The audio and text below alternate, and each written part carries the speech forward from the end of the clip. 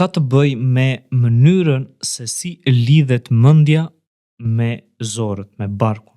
Stomaku dhe truri janë gjatë gjithë kohës në komunikim, sepse është ajo shpreha shumë e bukur në ezoteni e merr vërtet kuptimin, ashtu si në lart edhe poshtë, që do të thotë si në tru dhe në stomak.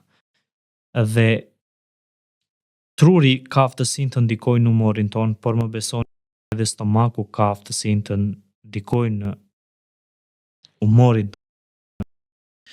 Megjithatë, një mekanizëm për të kujdesur për sistemin tuaj të tretjes dhe për ta lidhur këtë edhe në anën alegorike me ezoterizmin është mënyra se si ne ushqehemi.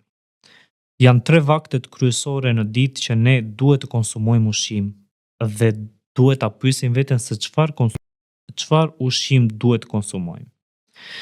Megjithatë, përveç 3 vakteve në ditë që është shumë i rëndësishëm mëngjezi, dreka dhe darka, janë dhe 2 mesvakte të cilat ato luajnë një rol shumë të rëndësishëm gjatë këtyre intervaleve kohore nga midis mëngjezit dhe drekës dhe drekës dhe darkës, që është pasditja. Ne në ezoterizëm, ose unë më saktë si ezoterist, jetoj me diellin.